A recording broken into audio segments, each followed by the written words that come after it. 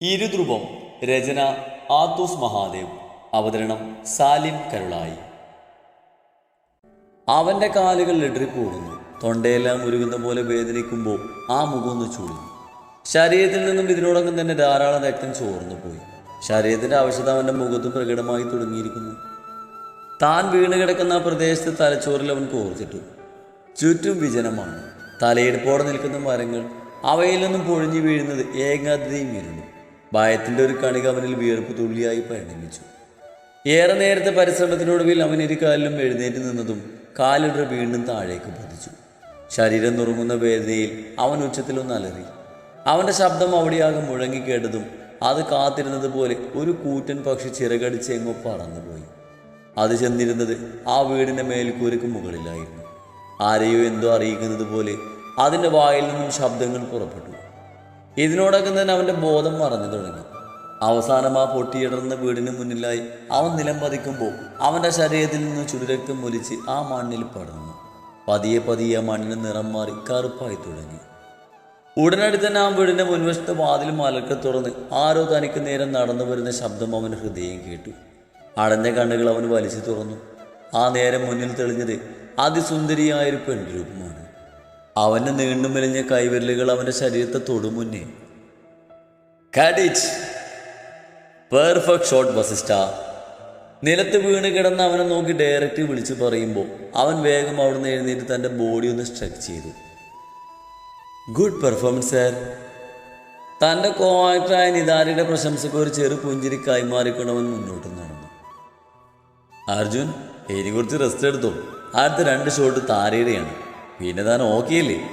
Yeah sure. അത്രമാത്രം പറഞ്ഞുകൊണ്ട് അവൻ അവിടുന്ന് നടന്ന് നീങ്ങി ആ വലിയ വാനിലേക്ക് കയറി. അവനെ കാത്തുന്ന പോലെ മാധവ് അവിടെ ഉണ്ടായിരുന്നു.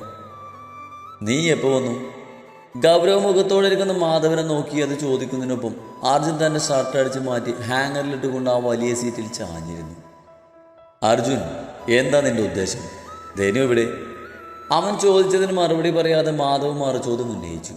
അത് കേൾക്കി അർജുൻ ഗൗരവത്തോടെ അവനെ നോക്കി. അവൾ പോയി. എവിടേക്ക്? Hotel south പാർക്കിലോ?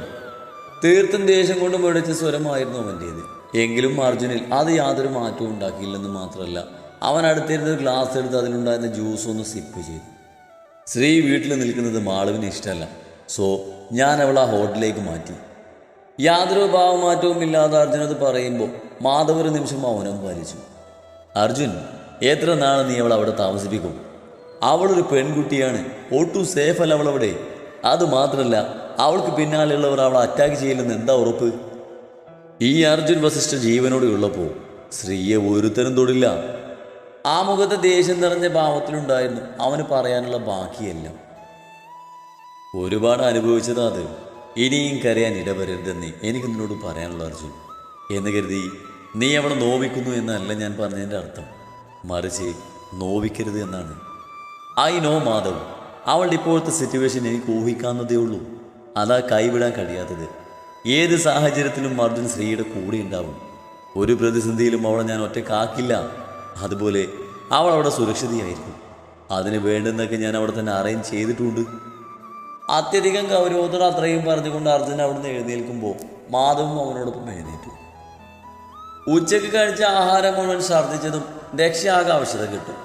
ആരവ് അവളെ ചേർത്ത് പിടിക്കാൻ ഒരുങ്ങിയെങ്കിലും അവൾ മെല്ലെ അവനിൽ നിന്ന് ഒഴിഞ്ഞു മാറി പുറത്തെ ഗാർഡനിലേക്ക് ഇറങ്ങി. ഇതിപ്പോൾ ഒരു പതിവായതുകൊണ്ട് ആരവൊന്ന് നിശ്വസിച്ചുകൊണ്ട് അവളുടെ പിറകെ പുറത്തേക്ക് ഇറങ്ങി. ഉച്ചയായതുകൊണ്ട് തന്നെ പുറത്ത് നല്ല വെയിലുണ്ടെങ്കിലും ചുറ്റും മരങ്ങളുള്ള വെയിൽ കുറഞ്ഞൊരിടത്തായി ഇരിപ്പുറപ്പിച്ചു.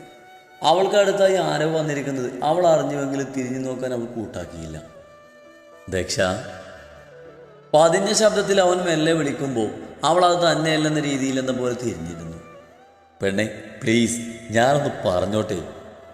ആരവ് വീണ്ടും പറഞ്ഞു തുടങ്ങിയതും കേൾക്കാൻ ഒട്ടും താല്പര്യമില്ലാത്ത രീതിയിൽ അവൾ അവൻ്റെ അരികിൽ നിന്നും എഴുന്നേൽക്കാൻ തുടങ്ങവേ പെട്ടെന്ന് ശരീരത്തിലാകെ ഒരു വല്ലാത്ത തളർച്ച അവൾക്ക് അനുഭവപ്പെട്ടു. കണ്ണുകളിൽ ഇട്ട് കയറും പോലെ തോന്നിയതും അവൾ പുറകിലോട്ട് വീഴാനൊരുങ്ങവേ ആരവ് വേഗം അവളെ ചേർത്ത് പിടിച്ച് അവൻ്റെ അരികിലായിരുത്തി. ദക്ഷ, എന്താ മോളെ, വയ്യ നിനക്ക്? അവൻ നേരിയ നോവോടെ ചോദിക്കവേ ദശ അസ്വസ്ഥതയോടെ അവനിൽ നിന്ന് അകന്നു മാറാൻ ശ്രമിക്കും മുന്നേ അത് മനസ്സിലായതുപോലെ ആരവളോ അല്പം ബലമായി തന്നെ അവനെ നെഞ്ചിലേക്ക് അമർത്തിപ്പിടിച്ചു. മര്യാദക്ക് അടങ്ങിയിരുന്നോ ദക്ഷ? നീ വയ്യാത്താന്നുള്ള ബോധം വേണം. അല്പം ഗൗരവത്തിൽ തന്നെ അവനത് പറയുമ്പോൾ ദശ ഒട്ടും താല്പര്യമില്ലാത്ത രീതിയിൽ അടങ്ങിയിരുന്നു. പുറമേ അവൾ താല്പര്യക്കുറവ് കാണിക്കുമ്പോഴും ഉള്ളിൻ്റെ ഉള്ളിൽ ആ നിമിഷം ആസ്വദിക്കുകയായിരുന്നു. ഒരിക്കലും ഈ നിമിഷം അവസാനിക്കരുത് എന്ന പ്രാർത്ഥനയിൽ അവൾ അവൻ്റെ നെഞ്ചിലേക്ക് മുഖം അമർത്തി മെല്ലെ അവൾക്ക് ഏറെ പ്രിയപ്പെട്ടവൻ്റെ ഗന്ധമൊന്ന് നിശ്വസിച്ചു. അതറിഞ്ഞ പോലെ അവൻ്റെ കൈകൾ അവളിൽ മുറുകുമ്പോൾ ദക്ഷ തൻ്റെ മുഖം അല്പം കൂടി അവൻ്റെ നെഞ്ചിലേക്ക് അമർത്തിക്കൊണ്ട് അവനിലേക്ക് അണഞ്ഞിരുന്നു. ബെഡിൽ അർദ്ധനഗ്നയായി കിടക്കുന്ന തൻ്റെ സ്ത്രീയിലേക്ക് അത്യധികം പ്രണയത്തോട് അർജുന വരുമ്പോൾ വിറയലോട് അതിലുപരി നിറകണകളോട് അവളുടെ കൈകൾ അവനെ വരിഞ്ഞു മുറുകി. പരസ്പരം ആഴത്തിൽ അവർ കെട്ടിപ്പുണരുമ്പോൾ അത്രമേൽ തുടിക്കുകയായിരുന്നു ഇരു മനസ്സുകളും. അവളുടെ ഇടങ്കഴത്തിൽ നിന്നും അവൻ മെല്ലെ മുഖമുയർത്തി ആ കണ്ണുകളിലേക്കൊന്ന് നോക്കി. വല്ലാതെ നിറഞ്ഞൊഴുകുന്നുണ്ടായിരുന്നു. തൻ്റെ ചുണ്ടുകളാൽ അവയെ ഒപ്പിയെടുത്തുകൊണ്ട് അവളുടെ ചുണ്ടുകളിൽ തൻ്റെ ചുണ്ടുകൾ ചേർത്ത് വെച്ചു. വിറയിലൂടെ അവളുടെ കൈകൾ അവൻ്റെ പിൻതലമുടിയിൽ അമർന്ന് മുറുകുമ്പോൾ വല്ലാത്തൊരു ആവേശത്തോടെ അവളുടെ ചുണ്ടുകൾ അവൻ കടിച്ചു നിന്നു. അത്രമേൽ പ്രണയത്തോടെ വല്ലാത്തൊരു ആഴത്തിൽ അവരാ ചുംബനം ആസ്വദിക്കുന്നുണ്ടായിരുന്നു. തലക്കകം മുഴുവൻ വെട്ടിപ്പൊളിയുന്ന വേദന തോന്നിയപ്പോഴാണ് അർജുൻ അത്രയും നേരത്തെ അഗാഢമായ ഉറക്കം വിട്ടുണരുന്നത്. വലത് കൈ തലയിൽ താങ്ങി എഴുന്നേറ്റ് ഹെഡ് ബോർഡിലേക്ക് ചാരി കണ്ണുകൾ അടച്ചിരുന്ന നിമിഷങ്ങളോളം. എന്നാൽ പെട്ടെന്ന് അവൻ ഞെട്ടലോടെ തൻ്റെ കണ്ണുകൾ വലിച്ചു തുറന്നു. ചുറ്റും ആ കണ്ണുകൾ അതേ ഞെട്ടലോടെ പായുമ്പോൾ കണ്ടു ബെഡിൻ്റെ മറു സൈഡിൽ മുഖം താഴ്ത്തിയിരിക്കുന്നവളെ. ഉള്ളിലൂടെ ആകെ തരിപ്പ് കയറുമ്പോൾ തോന്നിയവന് സ്ത്രീ വിറയിലൂടെ അവൻ്റെ ചുണ്ടുകൾ ഉരുവിടുമ്പോൾ നിറഞ്ഞൊഴുകുന്ന കണ്ണുകൾ ഉയർത്തി അവൾ അവനെ നോക്കി. വേർതിരിക്കുന്ന കണ്ണുകളിൽ നിന്നും അപ്പോഴും കണ്ണുനീർ തുള്ളികൾ നടന്നു വീഴുന്നു. അവ തീക്ഷ്ണതയോടെ തന്നിൽ തന്നെ തറഞ്ഞു നിൽക്കുമ്പോൾ കുറ്റബോധത്തിൽ അർജുൻ്റെ മുഖം താഴ്ന്നു പോയി. എനിക്കൊന്നും അറിയില്ല അർജുൻ. അവളുടെ വാക്കുകൾ നന്നേ ഇടറിപ്പോകുന്നുണ്ടായിരുന്നു. അപ്പോഴും അർജുൻ്റെ മുഖം താഴ്ന്നു തന്നെ ഇരുന്നു, എന്തൊക്കെയോ ഓർത്തെടുക്കാൻ ശ്രമിക്കും പോലെ. ഷൂട്ടിംഗ് കഴിഞ്ഞ് നേരെ വന്നത് ശ്രീക്കടുത്തേക്കാണ്. അവൾക്ക് എന്തൊക്കെയോ വാങ്ങണം എന്നുള്ളത് കൊണ്ട് അവളെയും കൊണ്ട് ഈവനിങ് ഒന്ന് പുറത്തു പോകേണ്ടി വന്നു. മടങ്ങിയെത്തുമ്പോൾ അല്പം വൈകിയിരുന്നു. അവളുടെ നിർബന്ധത്തിലാണ് അവിടുന്ന് കഴിച്ചിട്ട് ഇറങ്ങാമെന്ന് കരുതിയത്. താൻ തന്നെയാണ് 2 പേർക്കുള്ള ഫുഡ് ഓർഡർ ചെയ്തത്. ഇതിനിടയിൽ മാളവികയെ വിളിച്ച് വരാൻ അല്പം ലേറ്റാകുമെന്ന് പറയുകയും ചെയ്തു. 2 പേരൊന്ന് ഫ്രഷായി ഇറങ്ങിയ നേരം കൊണ്ട് ഫുഡ് വന്നിരുന്നു. ഒന്നിച്ചിരുന്ന് തന്നെ കഴിക്കുകയും ചെയ്തു. ഒടുവിൽ ഓർഡർ ചെയ്ത് ജ്യൂസും കുടിച്ചു. എന്നാൽ അതിനുശേഷം എന്താണ് സംഭവിച്ചതെന്ന് കൃത്യമായി അറിയില്ല.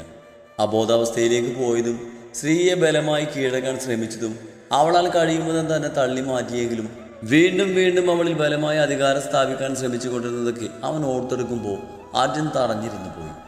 മനസ്സും ശരീരവും ഒരുപോലെ മരവിക്കുമ്പോൾ അർജുൻ്റെ കൈകൾ തലയിൽ അമർന്നു കൊടുക്കി.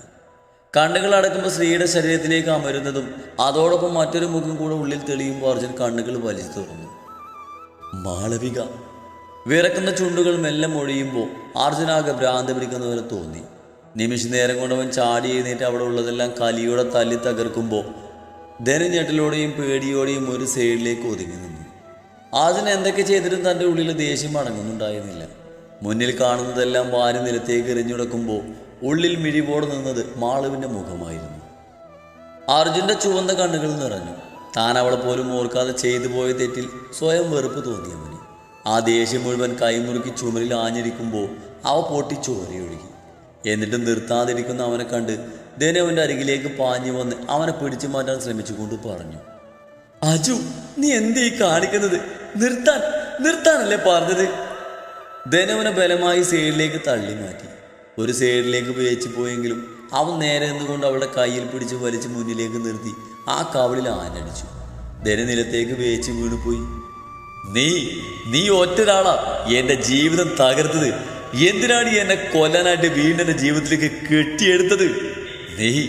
നീ മനഃപൂർവ്വം ചെയ്തതല്ലേ ഇത്?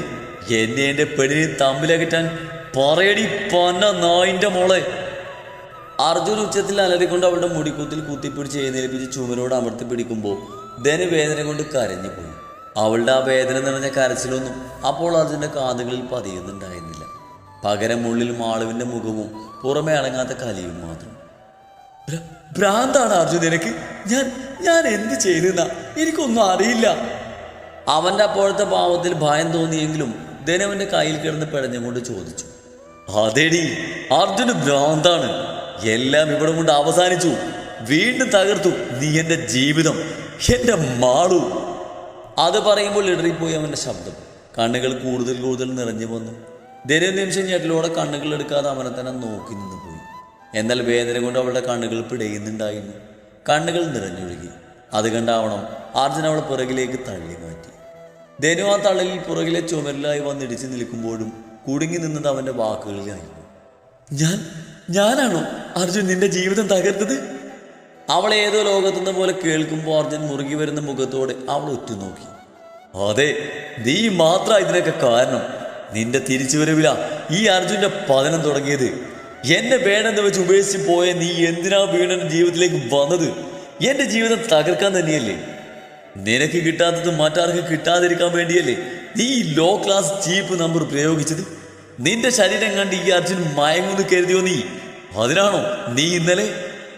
അത്രയും പറഞ്ഞവനൊന്ന് നിർത്തുമ്പോൾ ധനുവിൻ്റെ കണ്ണുകൾ ഞെട്ടലോടെ തുറച്ചു വന്നു. പുറമെ ചിരിച്ചുള്ളിൽ ചതിക്കുക എന്നല്ലേ നീ? ഇത്രയും വിഷയായിരുന്നു നിന്റെ മനസ്സിൽ? എങ്ങനെ തോന്നി നിനക്കിങ്ങനെ സ്വയം തരം താഴാൻ? മറ്റൊരാളുടെ ഭർത്താവിന് മുന്നിൽ സ്വന്തം മാനം വെച്ച് കളിക്കാൻ അറപ്പ് തോന്നുന്നില്ലേ നിനക്ക്? ഒരു കാലത്ത് നിന്നെ സ്നേഹിച്ചു പോയതിൽ അറപ്പ് തോന്നുന്നു എനിക്കിപ്പോ. ഛേ!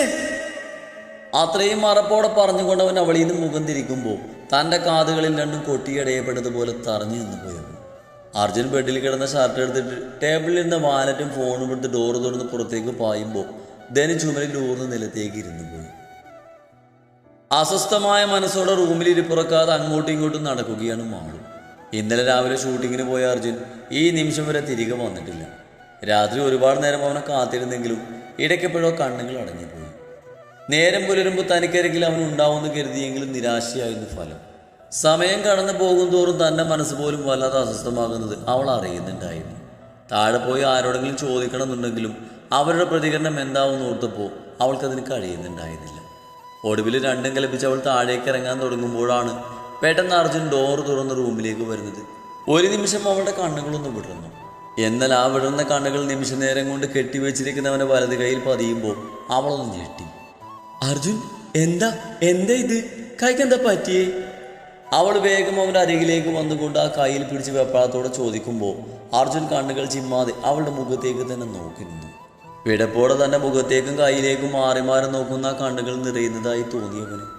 എന്നാൽ മണിക്കൂറുകൾക്ക് മുന്നേയുള്ള സംഭവവികാസങ്ങൾ ഓരോന്നും ഉള്ളിലേക്ക് ഇടിച്ചു കയറുമ്പോൾ അർജുനൻ നെഞ്ചൊന്ന് പിടഞ്ഞു. അവൻ വേഗം അവളുടെ മുഖത്തു നിന്ന് കണ്ണുകൾ മാറ്റുന്നതിനൊപ്പം അവളുടെ കയ്യിൽ നിന്ന് തൻ്റെ കൈ വലിച്ചെടുത്തു. Hey, nothing. അവൾ നോക്കാതെ മറുപടി അത്രയും ഒതുക്കി അവൻ അവളെ മറികടന്ന് അകത്തേക്ക് കയറുമ്പോൾ മാളൊരു നിമിഷം ആ നിൽപ്പ് നിന്നുപോയി. ബാൽക്കണിയിൽ അസ്വസ്ഥമായ മനസ്സോടെ നിൽക്കുകയാണ് മാളു. വന്നതിൽ പിന്നെയുള്ള അർജുൻ്റെ അവഗണന അവൾക്ക് എന്തോ സഹിക്കാൻ കഴിയുന്നുണ്ടായിരുന്നില്ല. ഇങ്ങോട്ടൊന്നും മിണ്ടുന്നില്ല എന്നതിലുപരി താൻ എന്തെങ്കിലും ചോദിച്ചാൽ പോലും ഒന്നോ രണ്ടോ വാക്കിൽ മറുപടി ഒതുക്കി തനിക്ക് മുഖം തരാതെ മാറുന്ന അവൻ അവൾക്ക് മനസ്സിലാക്കാൻ കഴിയുന്നുണ്ടായിരുന്നില്ല. ആ കയ്യിലെ കെട്ടും തന്നോടുള്ള അവൻ്റെ അപ്പോഴത്തെ പെരുമാറ്റവും ആലോചിക്കും തോറും അവളുടെ കണ്ണുകൾ നിറഞ്ഞു വന്നു. വീണ്ടും താൻ ഒറ്റപ്പെടുകയാണെന്ന ചിന്ത അവളെ തളർത്തി. അല്ല, ഇതെന്തോ ഒറ്റയ്ക്ക് നിൽക്കുവാണോ? പെട്ടെന്ന് പുറകിൽ നിന്ന് കേട്ട ശബ്ദത്തിൽ മാള് തന്നെ നിറഞ്ഞു വരുന്ന കണ്ണുകൾ അമർത്തി തുടച്ചുകൊണ്ടൊന്ന് തിരിഞ്ഞു നോക്കി. മുന്നിൽ നിൽക്കുന്ന മാധവനെ കണ്ട് അവളൊന്ന് ചിരിച്ചു. എന്താ മാളവിക അർജുനൊരു സൈലന്റ് മൂഡ്? അല്ല, അവനെവിടെ? റൂമിൽ കണ്ടില്ല. അർജുൻ താഴെയാണെന്ന് തോന്നുന്നു. ഫ്രഷായി താഴേക്ക് പോകുന്നു കണ്ടു. അവൾ തൻ്റെ ശബ്ദത്തിൽ ഇടർച്ച പുറത്തേക്ക് വരാതിരിക്കാൻ ശ്രമിച്ചുകൊണ്ട് മെല്ലെ പറഞ്ഞു. ആണോ? എന്നാൽ അവനൊന്ന് കണ്ടിട്ട് വരാം. മാധവ് അത് പറഞ്ഞ് തിരിഞ്ഞു നടക്കുമ്പോഴാണ് മാളവനെ പിന്നീന്ന് വിളിച്ചത്. ഏട്ടാ. ആദ്യമായുള്ള അവളുടെ ആ വിളിയിൽ മാധവ് തിരിഞ്ഞവൾ അത്ഭുതത്തോടെ നോക്കി. പിന്നൊരു ചിരിയോടെ അവൾക്ക് അടുത്തേക്ക് വന്നു. എന്താ മോളെ? അത് പിന്നെ എന്താണെന്നറിയില്ല. അർജുൻ ആകെ സൈലൻ്റാണ്. ഞാൻ കാര്യം ചോദിച്ചിട്ടൊന്നും പറയുന്നില്ല. ഒരുമാതിരി ഒഴിഞ്ഞു മാറ്റം പോലെ. എന്നോട് നേരം മിണ്ടുന്ന പോലുമില്ല. അത് മാത്രമല്ല, കയ്യിലെന്തോ കെട്ടൊക്കെ ആയിട്ടാണ് വന്നത്. എനിക്കതാകെ ടെൻഷൻ പോലെ. ഷൂട്ടിങ്ങിനിടയിൽ എന്തെങ്കിലും പറ്റിയതാണെന്ന് അറിയില്ല. കൈകൾ തമ്മിൽ അമർത്തിയും അയച്ചും അവളത് പറയുമ്പോൾ ആ വാക്കുകളിൽ തന്നെ ഉണ്ടായിരുന്നു അവളുടെ ഉള്ളിലെ മുഴുവൻ സംഘർഷവും. എന്നാൽ മാധവിൽ അപ്പോൾ ഒന്നും മനസ്സിലാകാത്ത ഭാവമായിരുന്നു. മാളു, അതിന് ഷൂട്ടിംഗ് സമയത്ത് അവനോടൊപ്പം ഞാനും ഉണ്ടായിരുന്നല്ലോ. അവിടെ വെച്ചൊരു ആക്സിഡൻറ്റ് ഉണ്ടായിട്ടില്ല. പിന്നെ ഇവിടുന്ന് ഇറങ്ങുന്നവരെ അവൻ ഓക്കെ ആയിരുന്നു. അല്ല, ഇന്നലെ ഈവനിങ്ങിന് വന്നപ്പോൾ അവൻ ഓക്കെ അല്ലായിരുന്നു. മാധവ് നേരിയൊരു സംശയത്തോടെ ചോദിച്ചു. എന്നാൽ അത് കേട്ട് മാളുവിൻ്റെ കണ്ണുകളൊന്ന് ചുരുങ്ങി. ഈവനിങ്ങോ? അതിന് അർജുൻ ഇന്നലെ വന്നില്ലല്ലോ. ഇന്ന് മോർണിംഗ് അല്ലേ വന്നത്? ഇത്തവണ ഞെട്ടിയത് മാധവായിരുന്നു. അവൻ്റെ ആ ഭാവം ആൾ ശ്രദ്ധിക്കുകയും ചെയ്തു. ഞാൻ അവനൊന്ന് കാണട്ടെ. പിന്നൊരു നിമിഷം പോലും അവിടെ നിൽക്കാതെ മാധവ് പുറത്തേക്ക് പായുമ്പോൾ തൻ്റെ മനസ്സ് കൂടുതൽ അസ്വസ്ഥമാകുന്നത് മാള അറിയുന്നുണ്ടായിരുന്നു.